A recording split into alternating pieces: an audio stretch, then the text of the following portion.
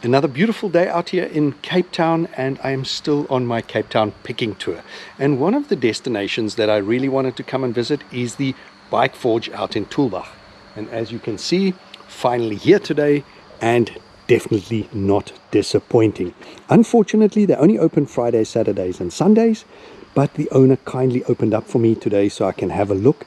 And I just want to show you around this place because the owner also has a private motorcycle collection which he has been collecting for nearly 2 decades.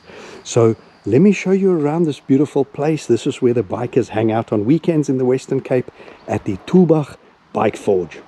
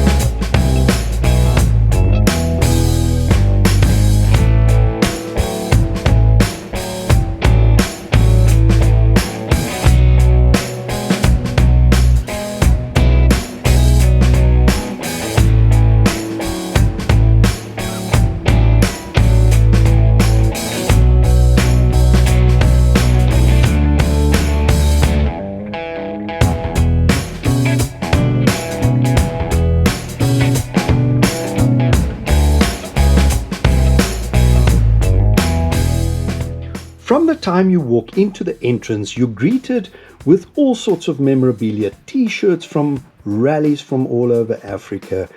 You got vintage items like this pudding helmet over here. You've got African art when it comes to this motorcycle on top.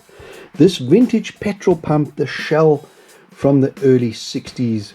Here you have an interesting Chinese 125 scooter that has an interesting history, was ridden from Dakar, Senegal, all the way down the East African coast down to the tip of Africa. Here's the full story on it. And here the bar with all the old helmets. Here you have another motorcycle on display replicating the Isle of Man. Here on the back wall, all the t-shirts from rallies. Here again the vintage pump and all the old magazines. All sorts of memorabilia like Aladdin's cave. Here the pudding helmet again. Here you see vests and badges from all sorts of clubs and membership all over South Africa. And then the bike start, choppers, off-roads. Here's old magazines from all the days and just anything and everything to do with motorcycles. Here's the Tulbagh garage since 1999. Here you enter the Italian corner. This seems to be where the old monster is from the Ducati and Gajiva era, the Gajiva font on the petrol tank, so it must be an early one like an M900. Next to it is the Super Sport Ducati, and next to that is the very iconic and famous Desmos Sedeci, the replica MotoGP bike, the GP07.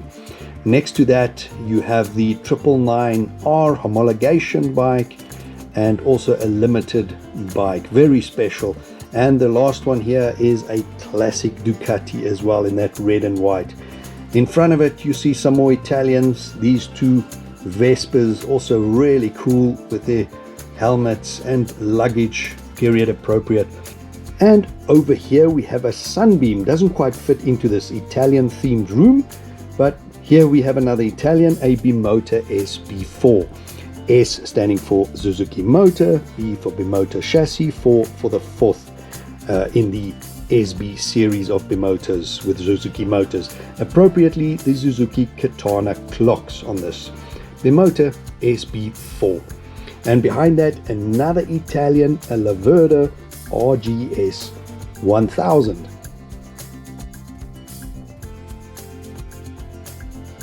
Now we're going down a passage and it looks like we're going into a cellar in the back.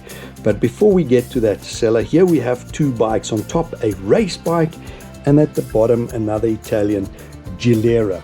Also very cool. The lighting seems to be not too good here. I can't find a light switch or a light. Here, this looks like a cellar we're entering, but this looks like a private stash of bikes. Also fantastic. Huge collection for private. Starting off with a BMW R90S, a Hunsmoot design in these two colors, the silver black and the Daytona yellow, the bike that helped BMW Motorrad survive. Next to it, the R100 RS with this iconic touring fairing. Here you can see R100S was very successful motorcycle.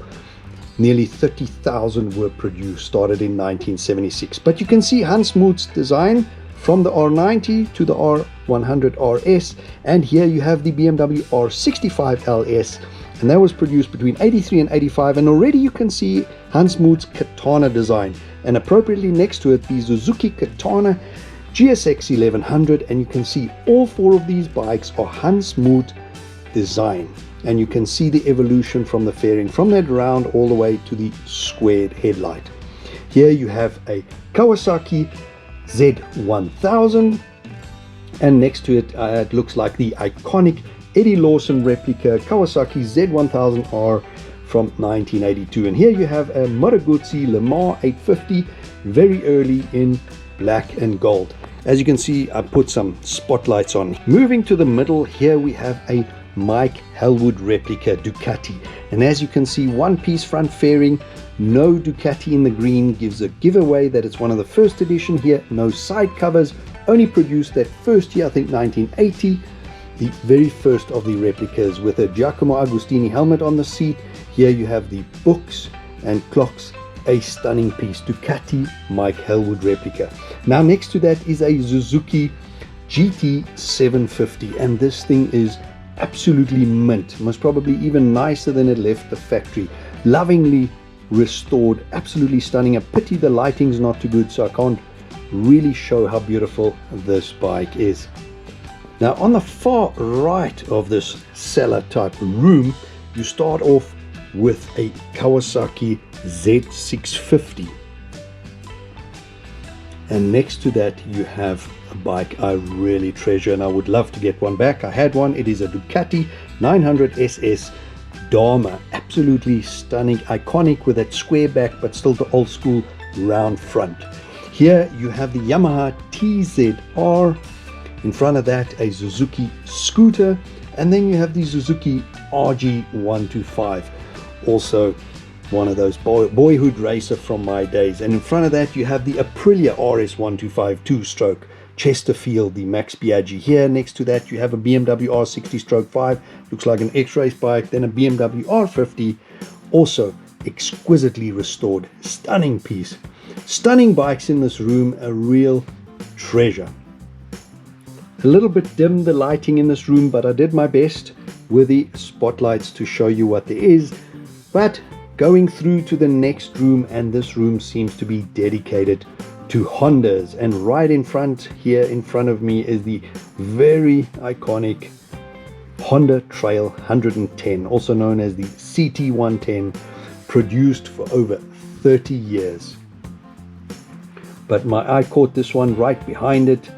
This is the famous Ducati Beta from 2000 in World Superbike, won the American Superbike Series AMA, won at the Isle of Man. We are talking about the Honda RC51, also known as the VTR 1000. RC51 here you see produced as an SP1 and an SP2.